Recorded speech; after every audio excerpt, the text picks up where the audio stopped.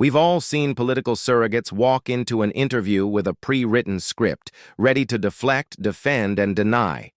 But every once in a while, the mask doesn't just slip, it shatters. Today, we're looking at an interview that went off the rails the moment the questions stopped being hypothetical and started being about reality. You're about to see a complete breakdown of composure in real time. Let's get into it.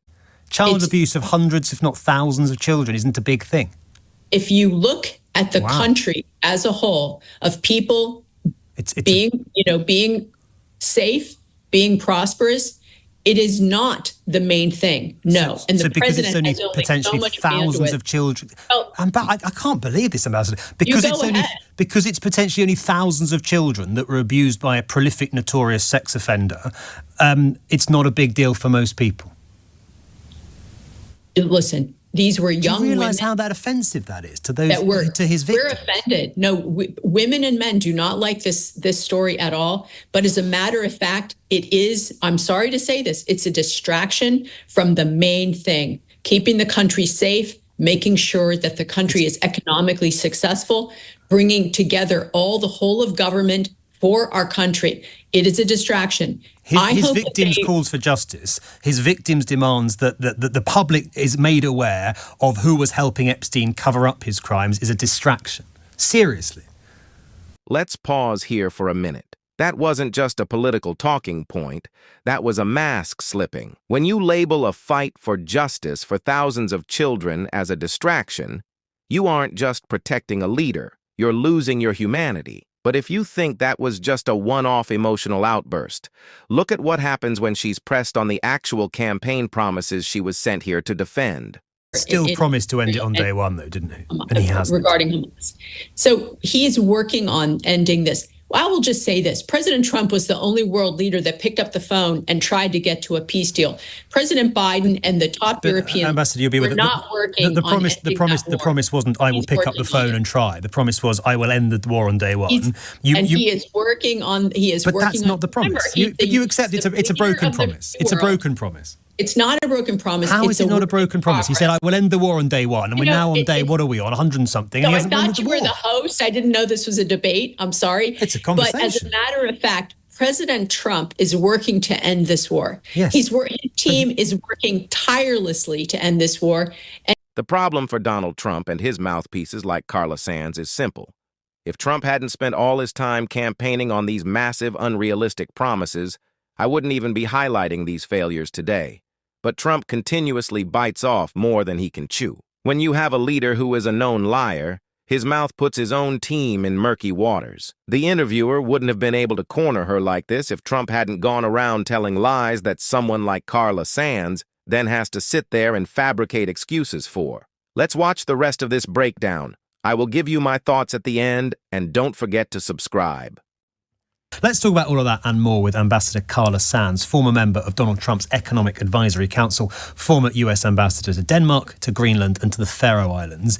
Ambassador, very good afternoon to you. Thank you for coming on. Let's start, shall we, with those reports that the President Trump had to be quite strongly talked out of firing Jerome Powell, the chair of the Federal Reserve. Why on earth would he want to fire Mr. Powell, and do you think he should do? Well, I think that President Trump is looking at our debt payments and the fact that we're accumulating debt every quarter. We're borrowing, I think it's every 100 days, about $1 trillion more. It's on an unsustainable trajectory. The American people on both sides of the aisle are very wary of this. They want the debt handled and they want less government spending. So if we look at what he's trying to do, he's trying to lower the interest rates so that our debt payments are lower, because it's accumulating so fast because of the high rate that the Fed has set. If you look at what UK has done, or the European Central Bank, they've been lowering their rates. So the debt is lower in anything you service in abroad, UK or the European Central Bank. He's asking for some relief so that the American people can afford to buy a house, because right now, because of the debt rate that Jerome Powell has set, mortgage rates are at, I think it's a 30-year high. It may be longer. So he's apparently written a letter sacking Mr. Powell. He's been waving it around to all sorts of Republican politicians. It sounds like, Ambassador, you think he would be justified in sending that letter? Well, so what I think is that Jerome Powell should lower the interest rates, like our friends and cousins across the pond have done, and then people will be able to afford to buy a house again, to get a mortgage, to buy a car on credit, and to service our debt. That interest rates would come down if inflation came down. Inflation since President Trump took office had gone up. The inflation is almost nothing. It's just several. It's not if you've seen your It's not if you've seen your groceries go up under a president. No, they've gone down. Inflation has gone up. Prices have gone down. Like eggs are much cheaper. Maybe, I don't know, more than a couple of dollars cheaper a dozen. Eggs might be, Ambassador, but the cost of living across the board, inflation, CPI, is up under President Trump despite his promises to bring it down. Just a tiny bit, but remember, this is still Joe Biden's economy we're living in. President Trump has not even been in office for 6 months, so he's working to implement his policies. Gas prices have come down since he's been elected. People are feeling wealthier. The least educated people with the lowest income, their incomes are actually raising higher, faster than any other groups, faster than inflation. So they're finding some relief early on. But this is going to take time. And as a matter of fact, I think he's justified in asking for the interest rates to come down. Let's not forget, Jerome Powell has been so political that he was lowering the interest rates whenever Joe Biden had an election or there was a Democrat election opportunity in the midterms or the presidential. You can't put all the blame and the burden on Joe Biden. Since Donald Trump took office, inflation is up, unemployment is up, and growth is down. For the first few months, economically, it's been a disaster. So it hasn't been a disaster. As a matter of fact, billions of dollars have come into the United States because of the tariffs. This year, we'll have paid by American companies. $100 billion. That's not true. It's mostly paid by the foreigners. No, it's very little inflation in the U.S. It's just a little over 2% right now. It's not true. Of course, so tariffs on imports are paid by U.S. companies.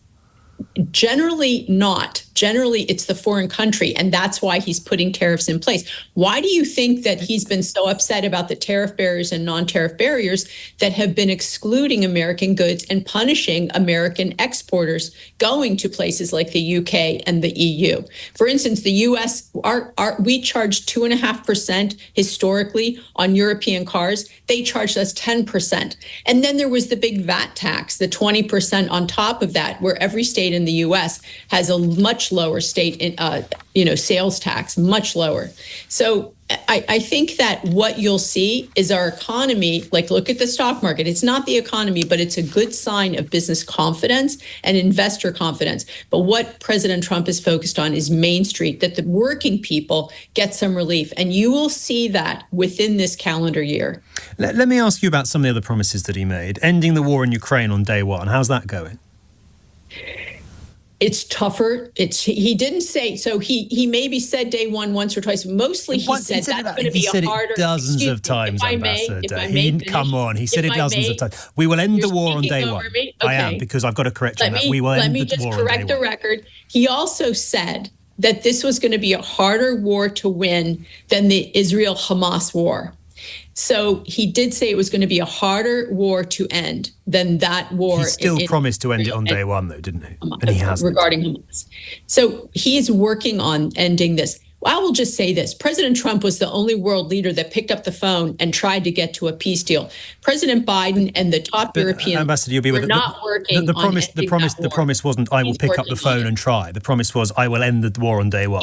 He is working on. But that's not the promise. You accept it's a broken promise. It's a broken promise. It's not a broken promise. How is it not a broken promise? He said, I will end the war on day one. And we're now on day, what are we on, 100 and something? So and I thought you were the host. I didn't know this was a debate. I'm sorry. It's a conversation. But as a matter of fact, President Trump is working to end this war. Yes. His team is working tirelessly to end this war.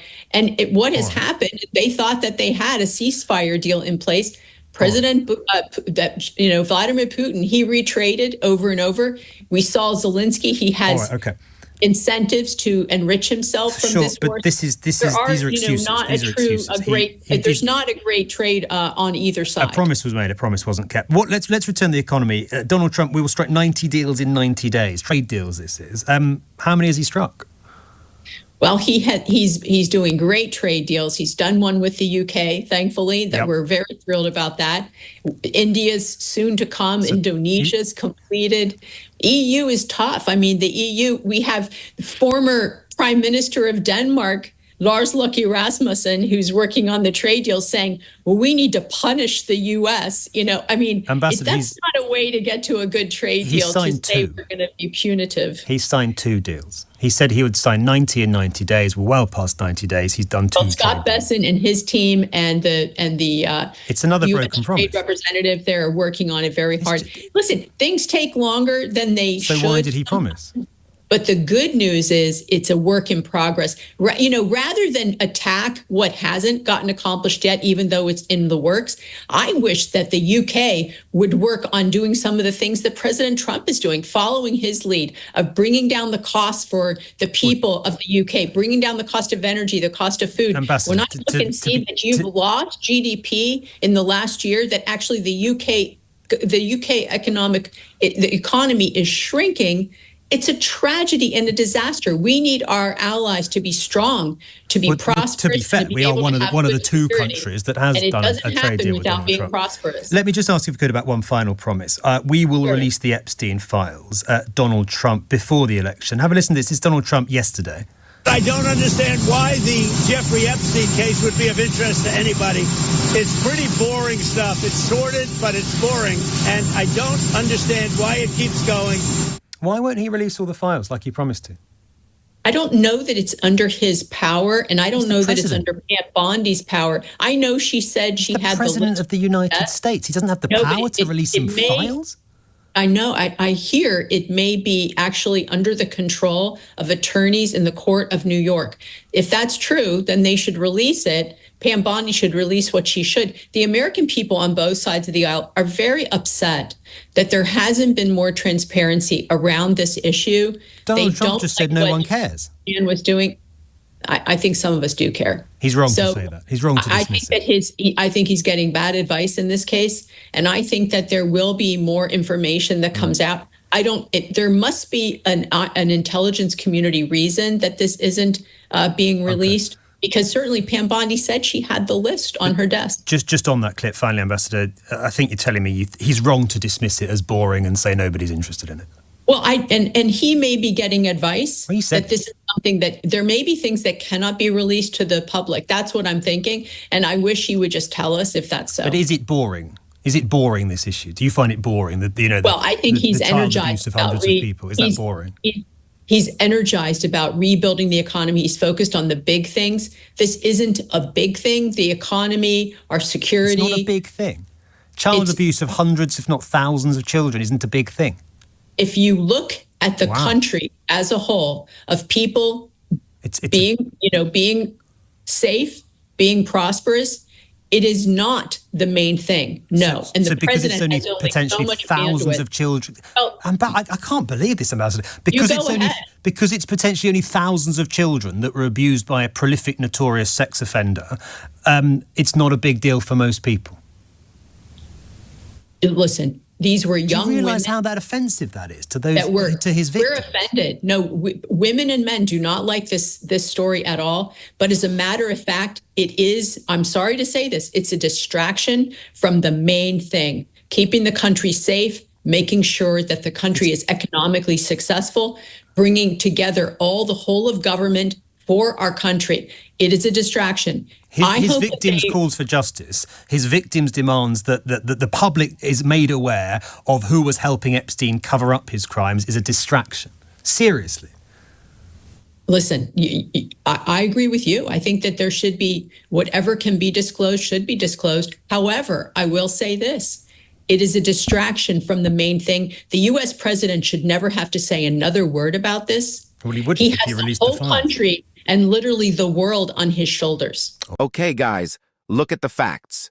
She claimed inflation is near zero. It's actually around 2.5% as of mid-2025.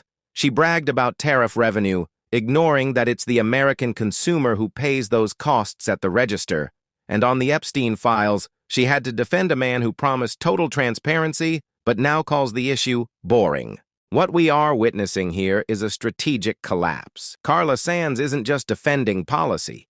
She is trying to rewrite reality. The reason she struggles, the reason she gets tripped up, and the reason she lashes out at the host is because she's been placed in an impossible position by a leader who creates a new narrative every time he's held accountable. It's the cycle of the modern Trump campaign. Make an impossible promise, fail to deliver, blame the messenger, and repeat. This isn't just about an interview. It's about the erosion of truth in our political discourse. When the official defense of a presidency relies on gaslighting the public about inflation, trade deals, and the pursuit of justice, you have to ask yourself what's actually being protected. It isn't the American people, it's the brand. Well, guys, as usual, let me know your thoughts in the comments below. While you're down there, hit that subscribe button and give the video a thumbs up for the algorithm. I'll see you in the next one.